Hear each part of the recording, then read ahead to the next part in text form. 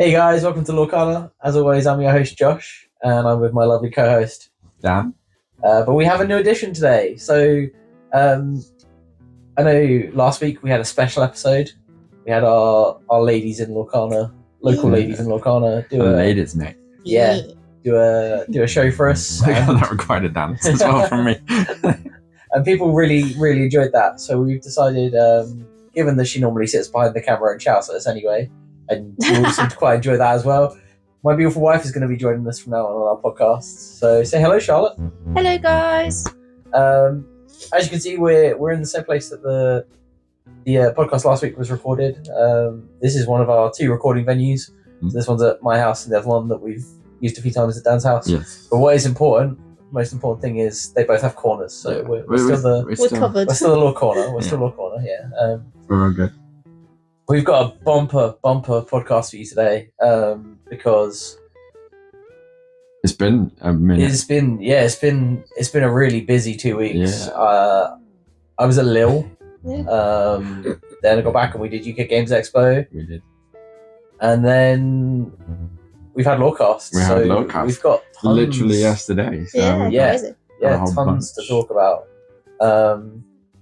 So I guess we'll start at the very beginning. Rewind us 2 All the way weeks. back. Oh. So it is my first time judging a major tournament officially. Uh-huh. I've helped out at some big Magic tournaments before, Yeah. but that's because I had friends that worked for Wizards or stuff, so I'm just helping them basically. Sure. So it's my first time at a major tournament as an employee.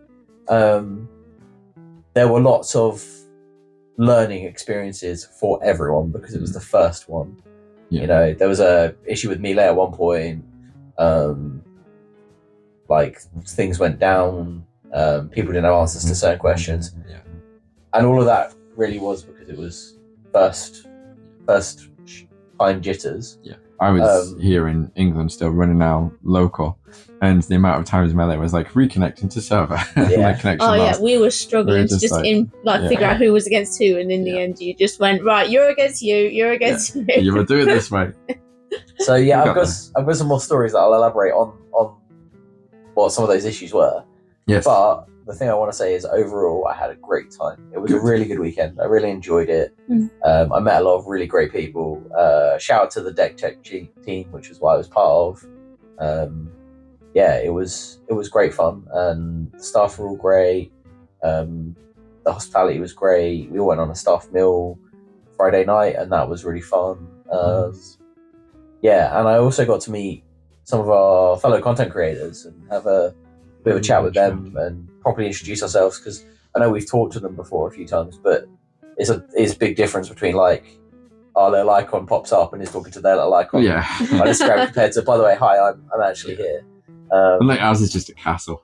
Yeah. Yeah, it's not us. So I got to We'll chat have to start cosplaying as the Illuminat's castle when we go out in public. I like that. It was nice to actually have a proper chat with them. Who were they? Yeah, we'll get to that. Give me a He's minute. so mysterious. I've got so much to talk about. We'll start at the very beginning. Melee, I guess, is the biggest thing. Was it was running really well, Mm. and then if you line up the start time of Atlanta with when it went down for us in Lille, they match up perfectly. Yeah. So like it could deal with the running locals and the 2,000 odd players we had. It was the 2,000 additional players from That Atlanta that suddenly kind of made joined. it bomb out. Sure. And that was painful, and we had a separate bit of software to help us manage what was going on at the venue. So we were using, basically between rounds, we were coming out with our phones, loading that software up and saying to people, put your last name in here, it will tell you what your table is, and just handing our phones around to people, and then going back and bacterial wiping the hell out of them because everyone had touched them. That's a good idea, though. But yeah, that's makes what sense. most of the staff ended up doing, because Melee was just not playing ball. They also printed out the names on paper and pinned them up. Yeah. But it was easier if you spread us across the hall, like you only had, like, say 10 people coming to you each person, rather than like 100 people going to a board to see where they're supposed to be That sat. makes sense. There was that, which was all fun and games. I think, like you say, though, that's a small teething issue that, like, yeah, in the future, you just, like, schedule stuff. I mean, they had Chicago this weekend. Yeah, Chicago's just and that wasn't at the same time as one in Europe, which is already a but there was good thing. Also, no, we have an extra guest. I don't know if he's this is mine and Charlotte's cat. He may occasionally come in. Be wandering around. This is Kuro. Yeah, he heard there's a mouse in the house. So quick, me hide. Scary. So yeah, that was one thing, and the other thing was I don't think we were prepared for quite how big side events were going to be. Yeah. There were a lot of side events where it was like we were sort of expecting maybe 100 people to sign up, and they were like 200-300 people, and people still asking if they could sign up afterwards. So I think like another thing that was probably learned. You go look out the window. One of the other things that probably learned was that probably need more staffing on a side event side of things earlier, because it started out with all of us being judges for the main event because everyone was playing in the main event. Yeah. Sure, yeah. And we did expect people to sort of drop by the afternoon, but not tons. But it ended up being a really large amount. A lot of people. Yeah. Do you think that was like pushed by the 2-game format element? So I know there was a lot of like frustration with that, and people realizing quite early on, like, I haven't hit enough of a benchmark here, a win rate to kind of get through. I don't think that can be attributed to the 2-game format, because that happens in games where there are 3-game formats. Yeah. What I will say was one of the biggest frustrations of the weekend for players was the 2-game format. Yeah. People were very upset with it. What about there are a lot of people that were a single game win from capping a 1-8. So the way they gave out promos was anyone that was on the same record as 128 got, as the person in 128th, got the same promos that the 128th players got. Okay, yeah. There are a lot of people I talked to on day 2 that were there like, I would have missed out on day 2 anyway, but if I'd won a single game more, I would have got this thing. Got this. Yeah. And yeah, there was it wasn't bitterness, it's not the right way to put it. People weren't bitter, but it was just a bit like upsetting. Yeah. It's not gonna happen. I think he wants to. Don't trash the place, please. He's so confused. He's like, what's happening? What's with all these lights? Why are they not talking about me? I'm the most important. Are you coming here? No. I'm as much as I love you, I'm going to ignore you for now. I'm trying to talk about a little here, buddy. Sorry.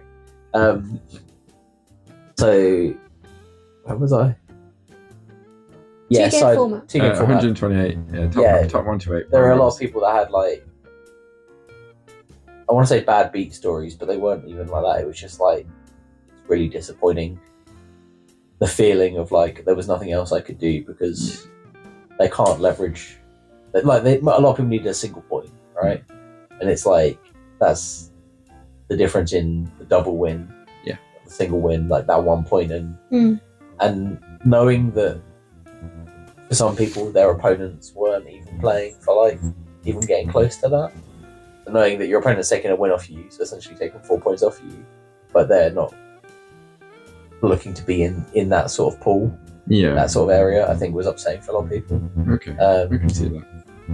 I'm gonna say the top 24-ish odd tables, apart from one, all ID'd the final round. So the point around like we're doing it to stop IDing in the final round did not matter. I thought they got negative points for IDing. No, so once a game you can ask your opponent if they would like to draw the match. Right. Sorry, once a match you may ask your opponent if they would like to draw the match. Right. Each of you has the option to do that once. If they say no, no further discussion. Okay. That's it. There can be no collusion, trading of anything, or like nothing else can pass hands. It has to be just a set agreement. We will go 1-1. Right. That is allowed. For that to happen, you have to discuss that with your opponent, decide it, call a judge. Judge comes over to the table, says to you, do you want to split the match? They say yes. The judge then rolls a dice to decide who wins the first match, because one of the tiebreakers is first match wins. Right. They went through as well on like overall positioning, didn't they? And stuff like that. So, yeah. But a judge has to be present to officially allow a split like that. Right. There were 1 or 2 tables that said to me like, "Oh, we've decided it ourselves," and I'm like, "I can't take that. I can't have that as your. I don't. Basically, I don't care what you've done. I am a judge. I have to do this for it to be correct." There is a procedure. Yeah. And again, a lot of the people that I'm talking about, they were innocently doing it. They were trying to make my job easier, sort of thing. Yeah.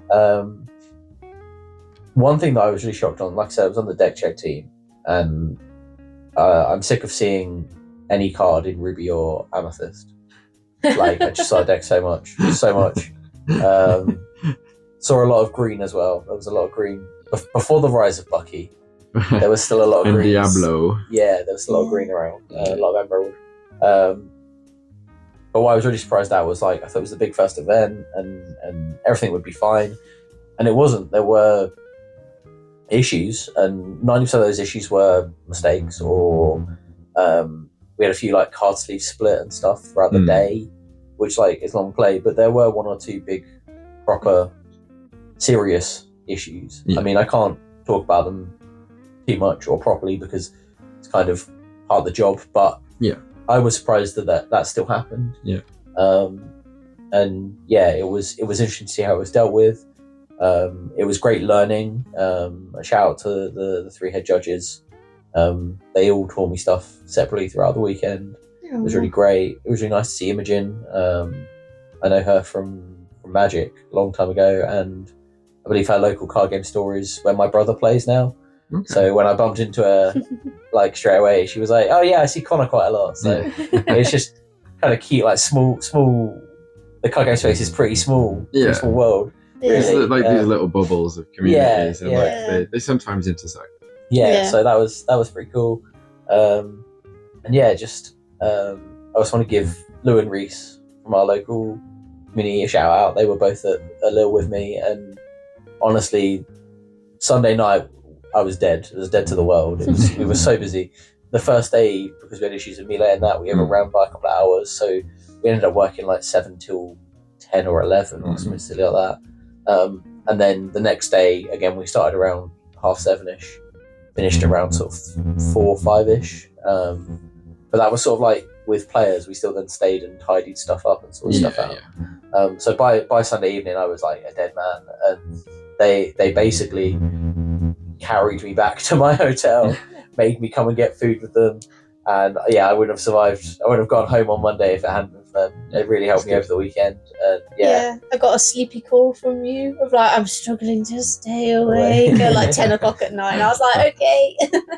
And then it was really funny on Monday when I went to get back on the Eurostar, because obviously for a lot of players their day sort of ended around 4 or 5 o'clock on Sunday, so they could head home. But the train on Monday, which is full of judges. The judge train. Yeah, like I saw a few players, but most of the people I saw, because I was getting like the 9 a.m. train as well. I wanted to be back in the UK pretty early, so I could travel back and that. And it was mostly just judges from that, so it was quite funny. Or wearing the lanyards. No, that become like the signifier. We'd all taken them off. That was one of the things. The lanyards on them just said staff, competitor, or I think it was like attendee. So like if you were there just to view stuff. Sure. We all got the same lanyard, which is this nice yellow lanyard that I have. But they were just bits of card that said those words on them. And one of my like suggestions in my feedback was that having different coloured lanyards for different roles, or different cards for different roles, there's a big difference between what admin staff know and do and what judges know and do. And as a judge, I've got no problem if someone asks me and I just say to them like, the admin staff will know, go over there. Yeah. But like sometimes it got a bit confusing as to who was who and who was doing what, and if people were competitors or if they were. It wasn't easy to see at a glance because you had to look at their thing, and a lot of people had those under their hoodies, and I just think it would have been better if they were a different colour. But again, it's the first time they've done it. It was a teaming thing. It makes sense. Like I said, overall, I had a great time. I know a lot of the players had a great time. It was just really fun. It was cool. I got to see the Illuminary that they had in France. Yeah, Cannes. Cannes, yeah. I got to see that, which was really, really cool. We got a staff photo on it, which was sick because you're allowed to look at it, you're not supposed to touch it. And yeah, the second morning they were like, right, well, if you get on it, and we were like, what? And they were like, yeah, climb all over it. I was like, wicked, great. The good old staff privileges. Yeah. Cute. Yeah, I really enjoyed it. I know Bochum is next, I believe. Yes. So me and you have sort of looked at Bochum. We don't think we can get out to it at the minute. Too many other crazy things going on in our lives at the moment. Yeah. There's exciting things happening there. Yeah, but I've talked to some contacts at Ravensburg, and they said just like if we wanted to go to Bochum, they'd help us.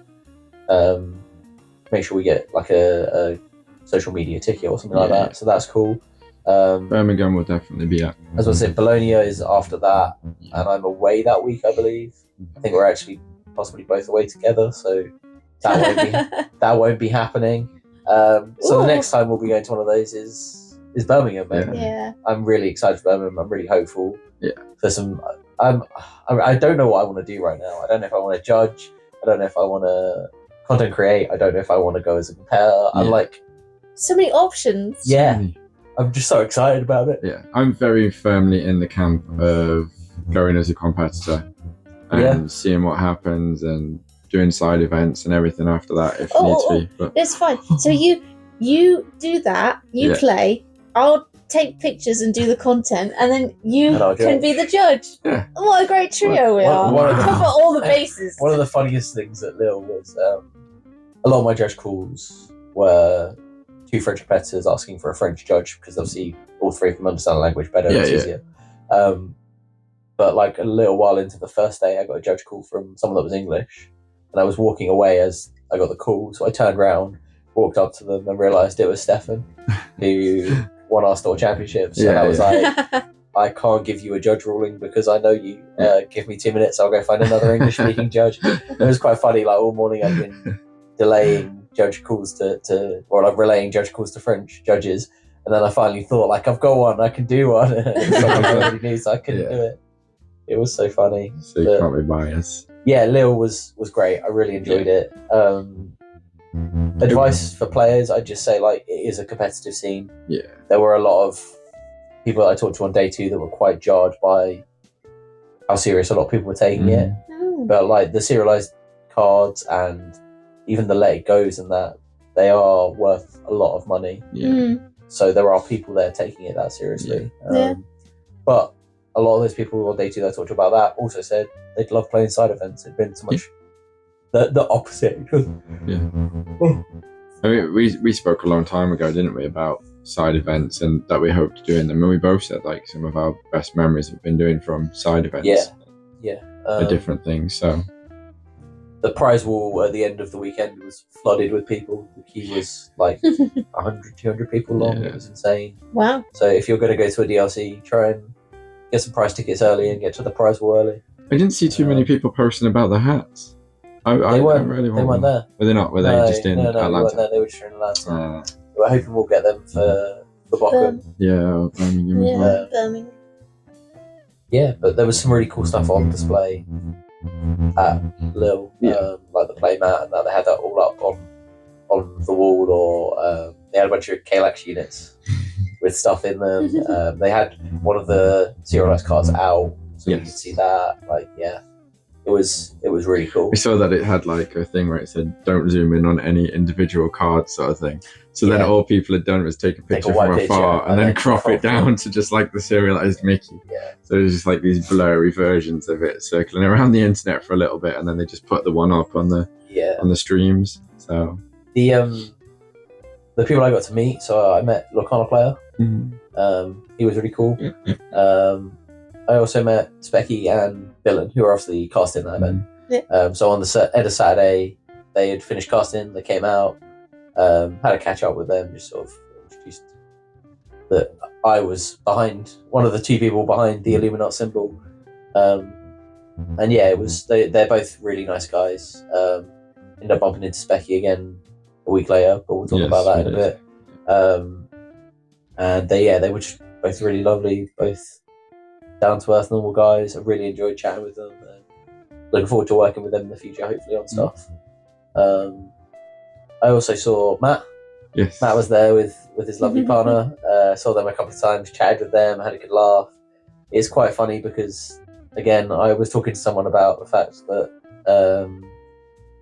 I didn't think I'd see Matt, and then I was called into the deck check area, and I turned around to walk away from where I was to go to the deck check area, and there Matt was sat down.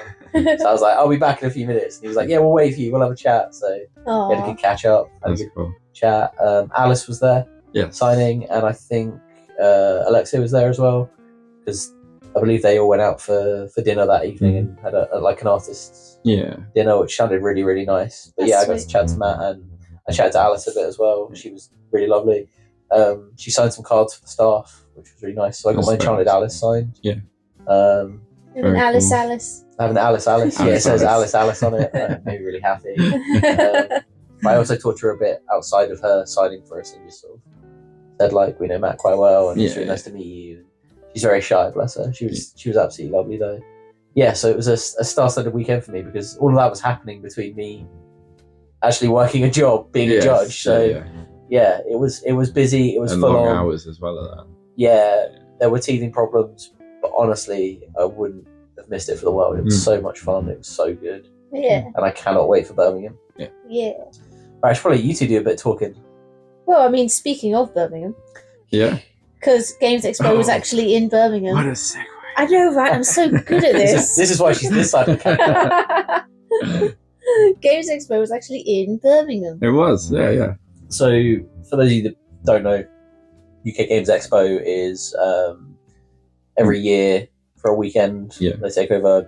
Which I didn't know until this year. Oh, didn't you? Oh, No. okay. I'd never been. I'd never even clocked that it was a thing. Oh, wow. Okay, well, I'd heard of it. It was my first time going. I've been a couple of times before that.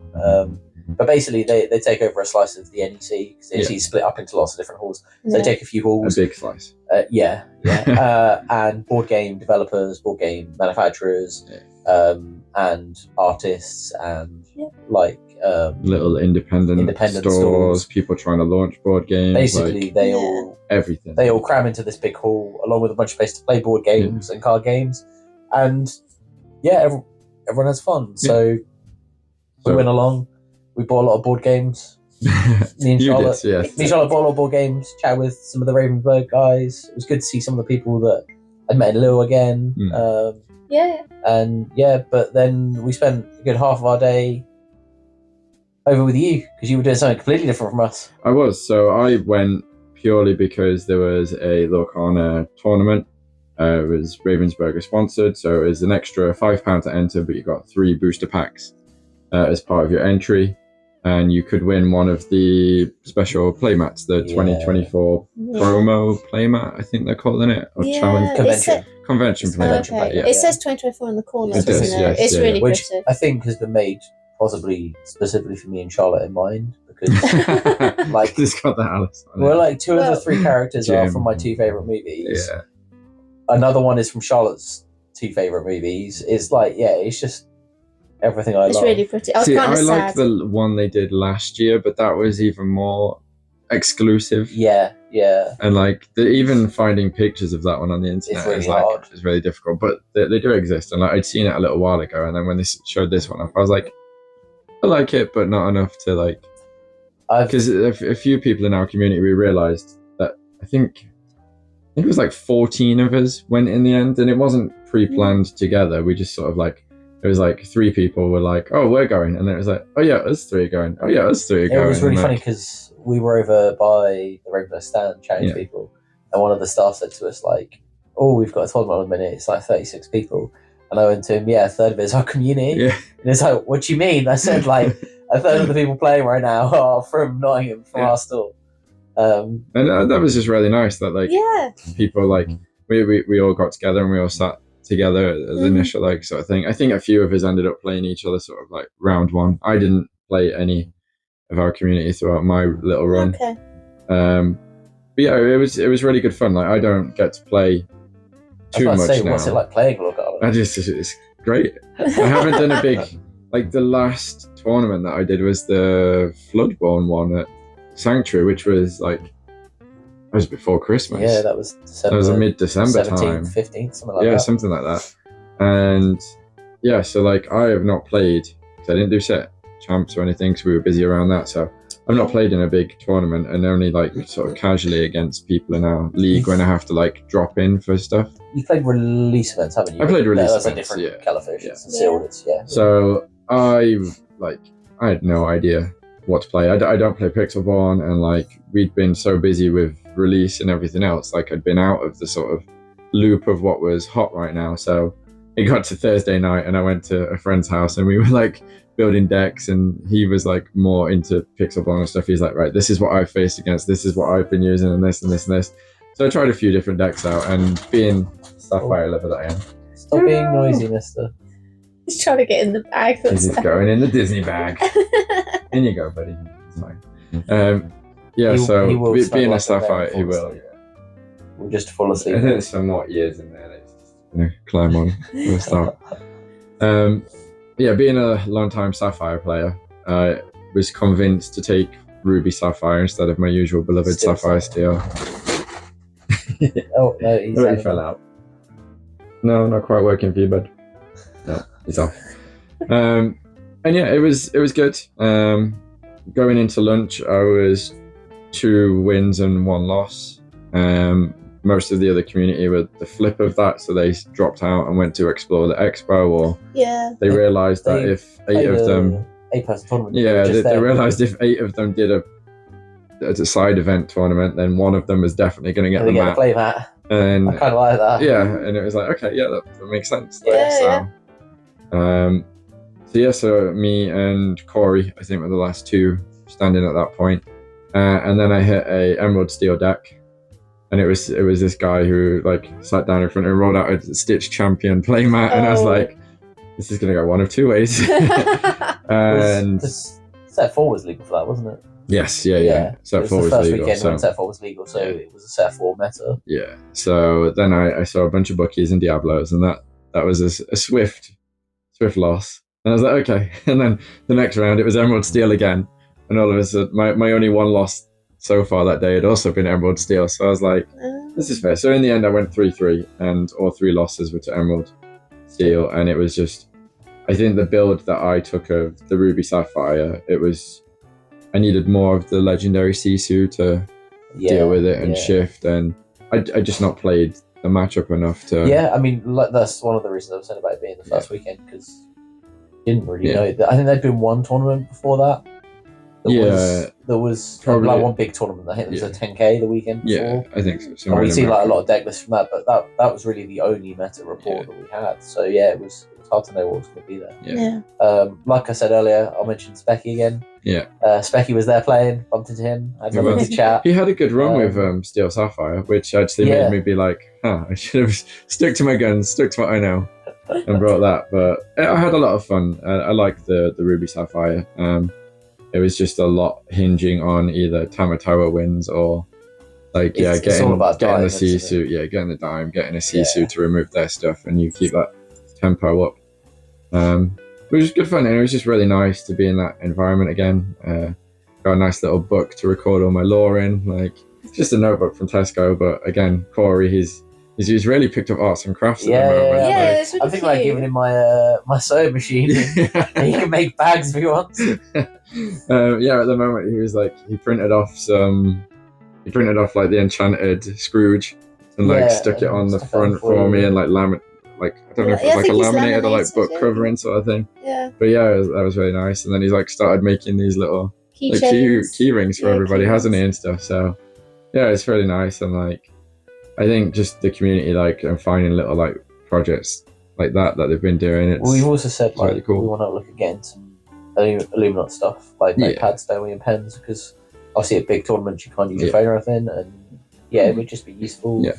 To us in the community, it would be cool. So that's cool. Yeah, and while we were there, we went and saw the Lorcana. There's a whole Lorcana area. So we went over there and we looked at the role playing game was there, wasn't it? Yes. So we got to have a look at that. Yeah, I missed that bit because I was playing until about 4:30. So I briefly had a quick walk around, and I happened to go past the Lorcana stand and managed to get one of the like last return times for Emily, because she was there signing. So she's done a bunch of cards in set 4. So like the Peter Pan, the one which is the reverse of the Shadow, the King Undisputed. The line from Be Prepared. The new song with Scar on it. For Scar, I think they've done Camillo. Is it the Magical? Is that the Magical one? Yeah, the shape shifting Magical. The boy. Is it the boy? Yeah. Yes, yeah. My knowledge of madrigals doesn't extend past Mirabelle, Louisa, and Bruno very well, despite using all of them. But yeah, you got a time slot for that. It was good. Yeah, I got a time slot for that. Got to meet Emily. Got some stuff signed. Mentioned like that. We've again like to throw out that we know like Matthew came down to the store and like played an Outside Champs, and she was like really up for that as well. Yeah, we'd love to have her. And found out that they worked for the La, who did the Illusion Island game. Oh, cool. So she's one of the artists on that. Oh, sick. That's really cool. That's really cool. Played way too much of that game. Yeah. So that was neat. That was cool. But yeah, it was a good little time. Yeah. I did not spend lots of money on board games. I saw an artist who, I don't think I've even told you this story. I think I told you, but when we went to Telford, and there was that guy who had like the spooky sort of art. I was just wandering around the hall, and because I kept his business card and just never brought anything, and I bumped into him, and I was like, so I brought a print and a t-shirt, and he gave me some postcards. I was like, oh. Yeah, there were a lot of really great independent stores there. Yeah. One of my favourite things going to cons is like going around and seeing the artists and the little independent stores, and I collect enamel pins, so like I've got so many Disney ones, but getting ones from artists where it's like you might not see them anywhere else. Like it's really cool. These unique ones. Yeah. So I bought a bunch of those. Spending too much money on pins. I bought board games and a Kingdom Hearts PlayStation controller because Disney. So I think we should probably move on to. I was gonna say, I think with that and Disney and Kingdom Hearts video games. We should move on to our final segment. Which Lorcana. There's so much to talk about from it. Like so much to talk about.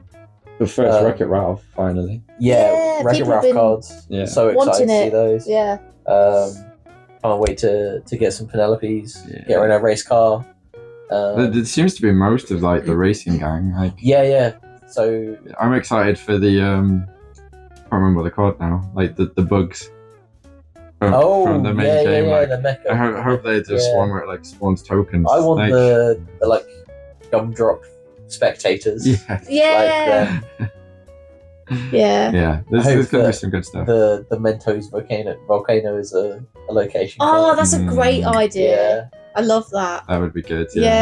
Or the the arcade itself would be pretty cool. Yeah. Like we've got the bad anonymous. So place, we got to see basically like most of the peripherals that are being released this set.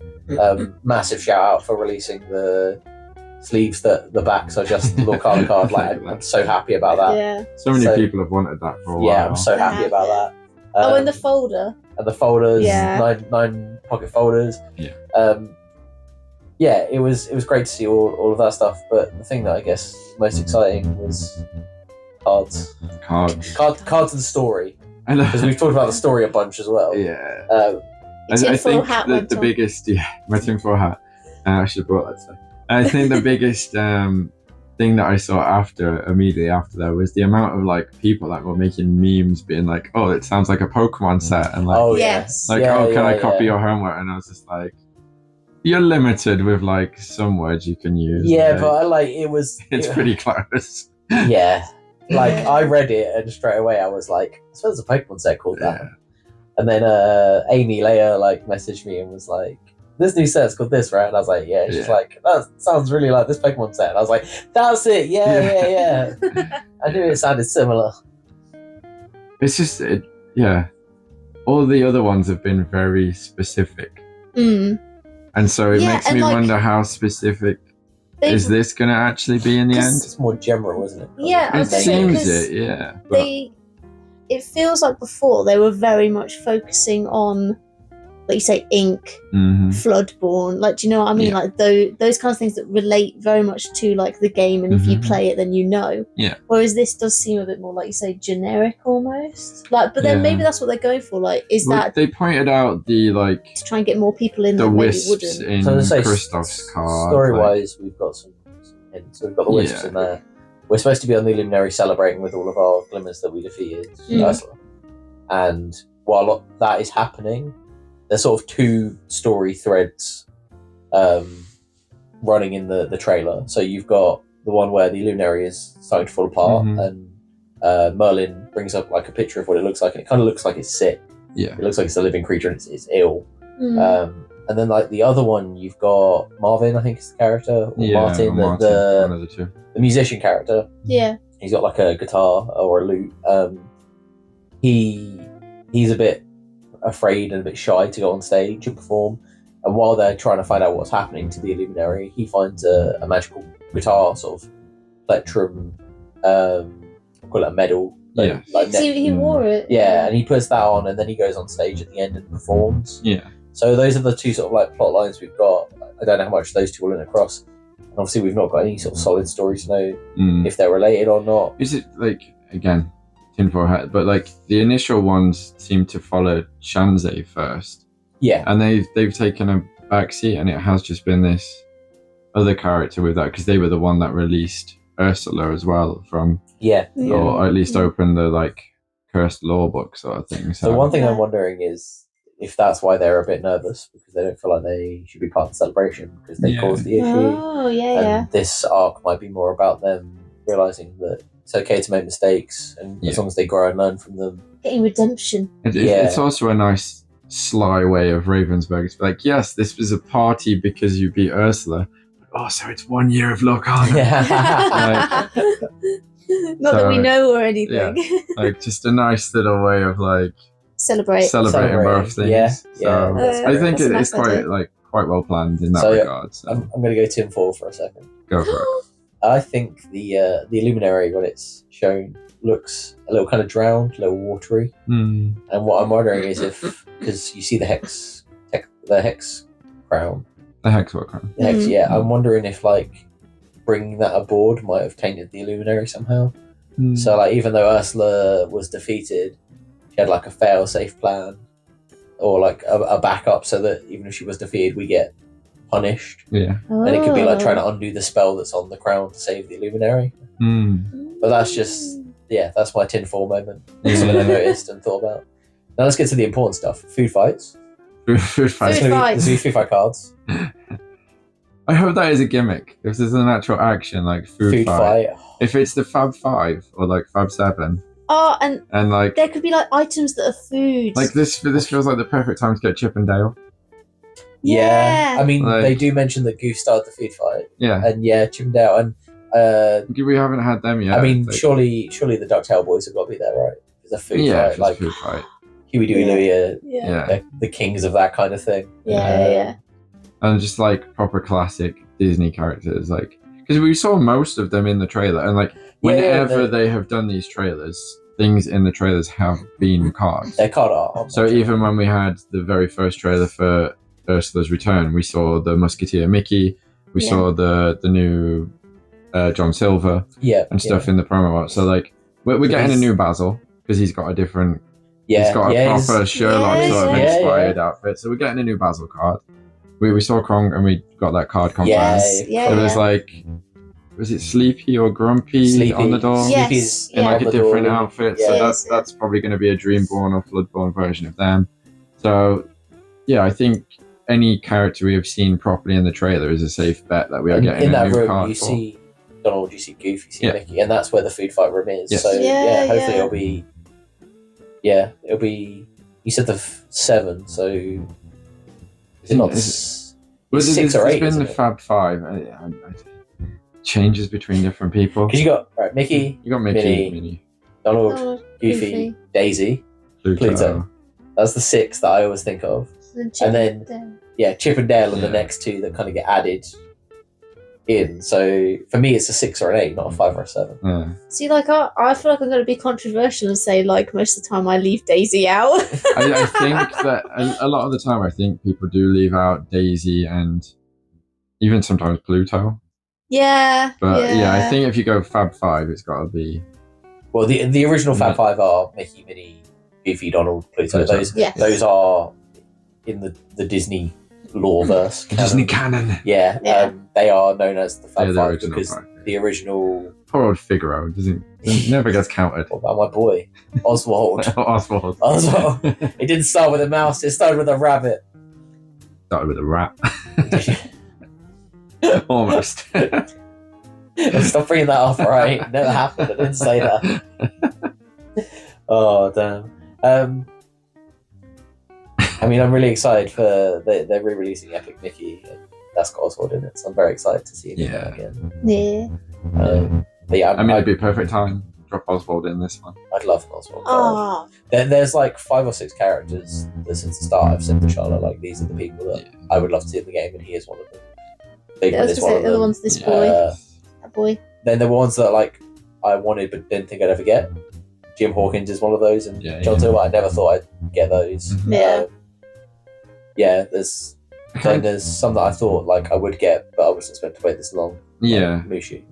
Yeah, Mushu. Mushu. I kind of hope we get another classic franchise added alongside Wreck-It Ralph, because obviously last set it was we Madrigal. got Encanto and Madrigals, and then now we're getting Wreck-It, and it's like, where's Pocahontas or Aristocats and stuff like that. The classic princess. Yeah, would we be like nice to add too.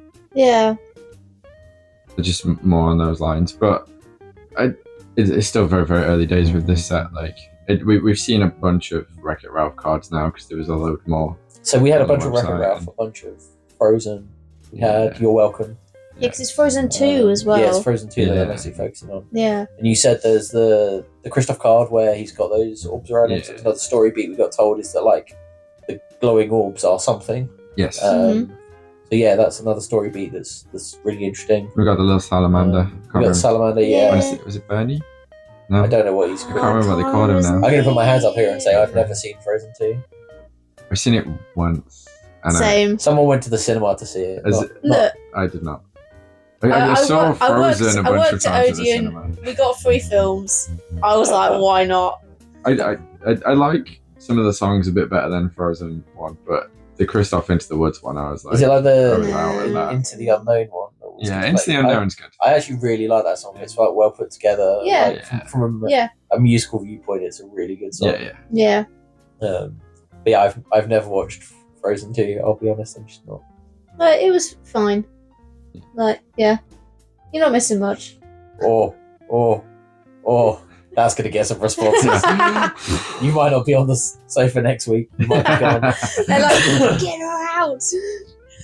Frozen 2 is a masterpiece. I didn't really enjoy a lot of Frozen 1. There were a lot of parts of that. Yeah, it was great. Hans' whole, like, he's a good guy, he's a bad guy. Yeah. The way Kristoff and Anna kind of come together very naturally. Yeah.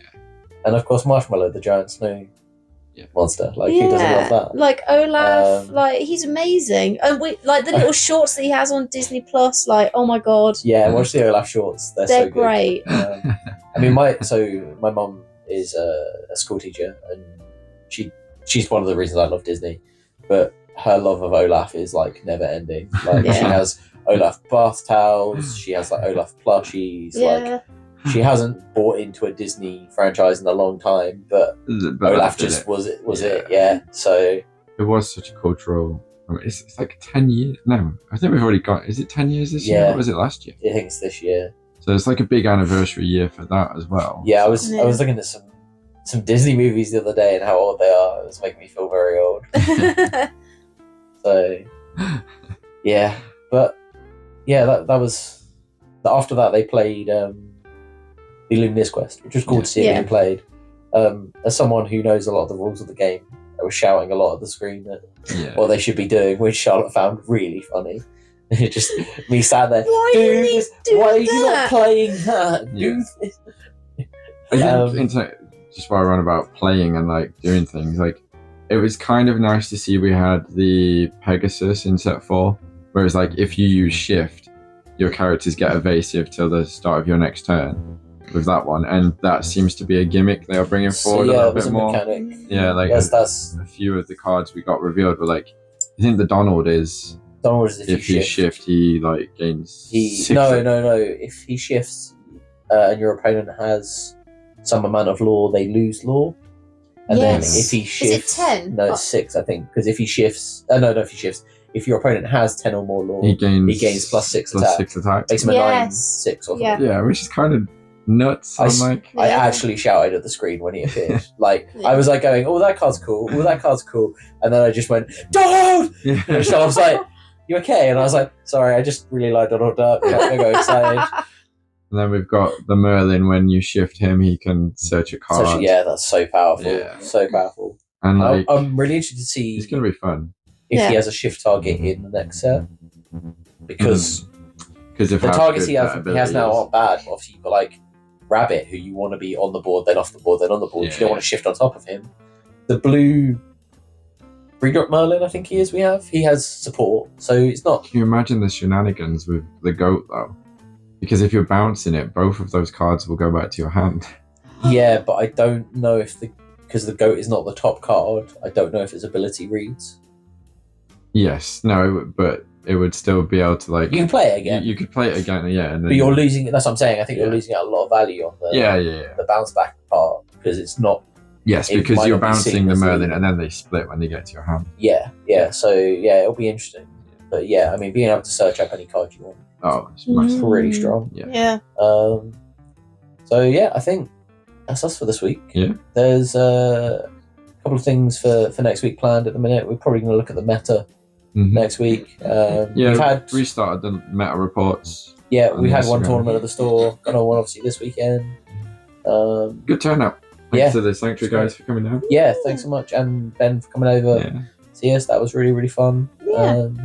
We ran some two-headed tie-in. Yeah, which people really enjoyed. Much better buying for it this time.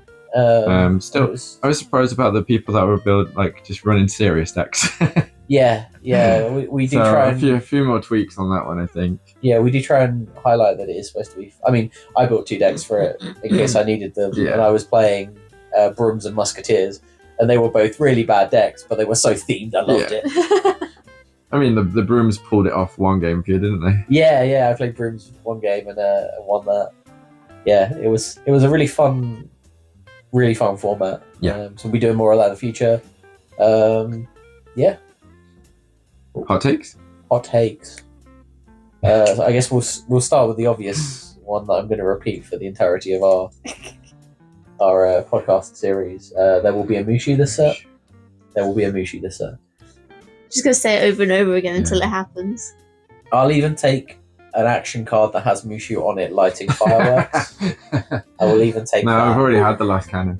but we can still have the fireworks for the show being lit by him. Yes. Yeah. Oh.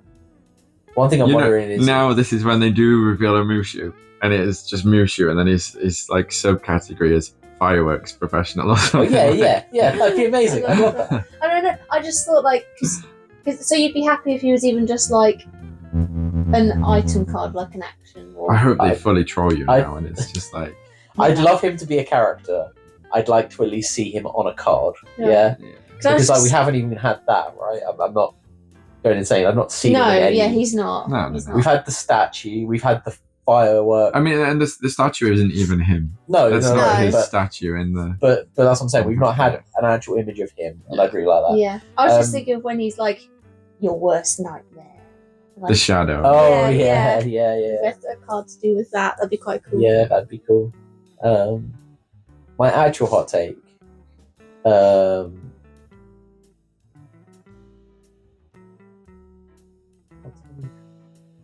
on. No one is going to see my deck coming for set 4. And I think it's going to be good.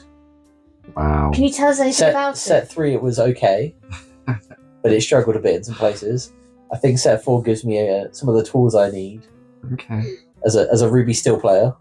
Oh, okay. It gives me some of the tools I need to be able to tackle a lot of what was meta and what is meta. I like my matchup against Bucky is really good. Really good. So Okay. I'm quite excited. Can you give us any hints? No, I'm not. You've I'm already not said gonna do Ruby Steel. So, that. Ruby Steel is my colours. yeah. Your colours. My favourite movie is my jam. If any of you know what my favourite movie is, that should give you some idea what I'm playing. Yeah.